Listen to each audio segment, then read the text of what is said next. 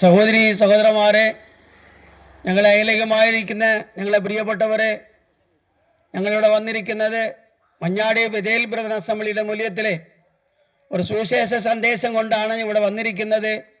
ഞങ്ങൾ അനേക പേര് നിങ്ങൾ ഓർക്കും, ഇവർക്ക് എന്നാ ഒരു ജോലി വേല ഇല്ലയോ എന്ന് ചോദിക്കും. അനേകർ ജോലി വേലയൊക്കെ ഉള്ളവരാണ്. അതെല്ലാം കളഞ്ഞിട്ട് ഞങ്ങളെ സുവിശേഷം, ഞങ്ങൾ അറിയുന്ന സത്യത്തെ മറ്റുള്ളവർക്ക് അറിയുവാനൊക്കെ വണ്ണം ഞങ്ങളെ പറയുവാൻ വേണ്ടിയാണ് വന്നിരിക്കുന്നത്.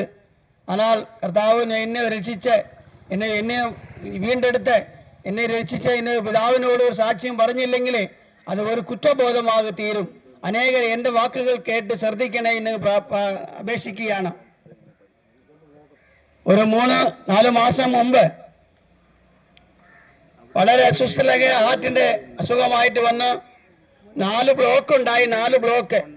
ആ 4 ബ്ലോക്ക് കൊണ്ടുപോയി നമ്മുടെ സാഹിബിൻ്റെ ഇവിടെ കൊണ്ടുവന്ന് സാഹിബ് ആശുപത്രിയിലെ ഡോക്ടർ ജയറാം റെഡ്ഡി എല്ലാ ട്രീറ്റ്മെൻറ്റുകളൊക്കെ ചെയ്തു.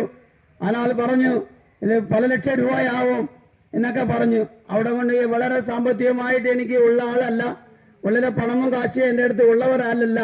ഞാൻ ലഘുവായിട്ട് ഒരു ചെറിയ ജോലികളൊക്കെ ചെയ്തു ഇനി തിരുവല്ലയിൽ ജീവിക്കുന്ന ഒരു വ്യക്തിയാണ്. എന്നാൽ ഇവിടെ വളരെ ബുദ്ധിമുട്ടുകൾ അനുഭവിച്ചത് കൊണ്ട് അവരവിടെ നിന്നും വേറെ സ്ഥലത്തിലേക്ക് ഞങ്ങൾ കടന്നുപോയി. എന്നാൽ പ്രിയപ്പെട്ടവരെ, നേരെ തിരുവല്ല ഗവൺമെൻറ് ആശുപത്രിക്ക് താലൂക്ക് ആശുപത്രിയിലേക്ക് അവിടെ കൊണ്ടുവന്നിട്ട് അവർ പറഞ്ഞ് അതിന് ഡീറ്റെയിൽസുകൾ നോക്കിയിട്ട് അവിടെയും പറഞ്ഞ് ഈ ഓപ്പറേഷൻ ചെയ്യണമെങ്കിൽ അവിടെയും കാശാവുമെന്ന് പറഞ്ഞ്.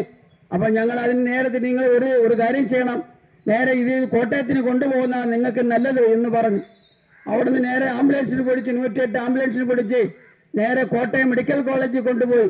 അവിടെ കൊണ്ടുപോയിട്ട് അവിടുത്തെ കാര്യങ്ങളൊക്കെ രീതികളൊക്കെ നോക്കുമ്പോൾ നിങ്ങൾ കോട്ടയം മെഡിക്കൽ കോളേജിൽ നിങ്ങൾ പോയവരായിട്ട് ഈ പരിസരത്തിലുണ്ടെങ്കിൽ അതിൻ്റെ അനുഭവങ്ങൾ നിങ്ങൾക്ക് അറിയാമായിരുന്നു. എന്നാൽ കർത്താവ് ഇവിടുന്ന് എന്നെ വിടുവിച്ച് കാത്തു പരിപാലിച്ച് വീണ്ടും അവിടുന്ന് പറഞ്ഞ് ഞങ്ങൾ അവിടുത്തെ സഹകരിച്ചെന്ന് ഓർക്കുമ്പോൾ വളരെ ബുദ്ധിമുട്ട് തോന്നി. നീ ഇവിടെ ഇരുന്നാൽ ഇവിടെ ഈ മനുഷ്യനെ വെച്ചിരുന്നാൽ ഞങ്ങളുടെ സഭയിലുള്ളവരെ വിശ്വാസികളൊക്കെ പറഞ്ഞു ഇവിടെ വെച്ചിരുന്നാൽ ഇവിടെ ശരിയാകത്തില്ല, മരിച്ചു പോകും എന്ന് പറഞ്ഞു. നേരെ തിരുവല്ല മെഡിക്കൽ കോളേജിലേക്ക് പുഷ്പഗിരി മെഡിക്കൽ കോളേജിൽ കൊണ്ടുവന്നു. അവിടെ എല്ലാ ട്രീറ്റ്മെന്റ്സിലെല്ലാം കാണുമ്പോഴത്തേക്കും അവരെ ഡോക്ടർമാർ പറഞ്ഞു, ഇയാൾ നിങ്ങൾ എന്ത് ചെയ്താലും ഇയാൾ മരിക്കും, നിങ്ങൾ ഓപ്പറേഷൻ ചെയ്താൽ ഇയാൾ മരിക്കും എന്ന് പറഞ്ഞു. എന്നാൽ ഉടനെ തിരിച്ച് നിങ്ങൾ വേറെ നല്ലൊരു ഡോക്ടറെ കാണുന്നതാണ് നല്ലത് എന്ന് പറഞ്ഞു. എന്നാൽ ഉടനെ ഞങ്ങൾ വീണ്ടും മെഡിക്കൽ കോളേജിലേക്ക് കൊണ്ടുപോയി. ജയകുമാർ എന്ന് പറഞ്ഞ ഡോക്ടർ ഹാർട്ടിനുള്ള ഡോക്ടറായിരുന്നു.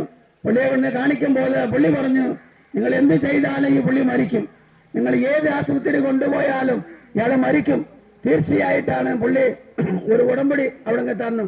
നമ്മൾ എന്ത് ചെയ്യേണ്ടത് എന്ന് പറഞ്ഞ് ഞങ്ങൾ എന്ത് ചെയ്ത് നേരെ ഞങ്ങളുടെ ഭവനത്തിലേക്ക് കൊണ്ടുപോകുന്നതാണ് നിങ്ങൾക്ക് നല്ലത് എന്ന് പറഞ്ഞു. അവിടെ നിന്ന് നേരെ കൊണ്ടുവന്ന് വീട്ടിലോട്ടാണ് കൊണ്ടുവന്ന് തിരുവല്ല മീന്തലക്കര അമ്പലത്തിൻ്റെ അടുത്ത് കൊമ്പാടിയിലാണ് ഞാൻ താമസിക്കുന്നത്. കൊമ്പാടിയിലിരുന്ന് നേരെ വീട്ടിലേക്ക് കൊണ്ടുവന്ന സമയത്ത് അവിടെ ഒരു ആവി അനക്കമില്ല, നാടിനർമ്മകളൊക്കെ ഒന്നും ഓടുന്നില്ല, ബ്ലഡുകളൊന്നും ഷോക്കായി, അവിടുത്തെ എല്ലാ ആന്തനർമ്മങ്ങളൊക്കെ നിന്നുപോയി. ஆனால் കർത്താവ് ഒന്നുണ്ട്, ജീവനുള്ള ഒരു ദൈവമുണ്ട്.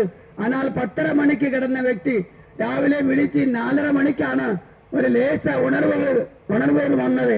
ஆனால் എൻ്റെ പ്രിയപ്പെട്ട സഹോദരനോട് പറഞ്ഞു, റാണിമോളോട് പറഞ്ഞു, ഇച്ചിരി വെള്ളം ചോദിച്ചു. ആകാശത്തിലേക്ക് കണ്ണുകൾ തുറന്നു നോക്കുമ്പോൾ ഒരു ആരാണ്ട് പോകുന്ന ഒരു ശബ്ദം എനിക്ക് എൻ്റെ കാതുകളിൽ കേട്ടായിരുന്നു. അപ്പോഴാണ് മനസ്സിലായത് ആ ജീവനുള്ള ദൈവമാണ് എൻ്റെ കരങ്ങളെ പിടിച്ചത്. എന്നാൽ ദൈവം അവിടുന്ന് വിടുവിക്കുന്ന ഒരു കർത്താവുണ്ട്, ഒരു പരിപാലിക്കുന്ന ഒരു ദൈവമുണ്ട്. ഈ സത്യ ദൈവത്തെ നിങ്ങൾ കാണണേ ഇന്ന് അപേക്ഷിച്ചുകൊണ്ട് ഇടയെ സാക്ഷിയിരുന്നോളും ദൈവനാമം മഹത്വപ്പെടുമാറാകട്ടെ. ആമേൻ.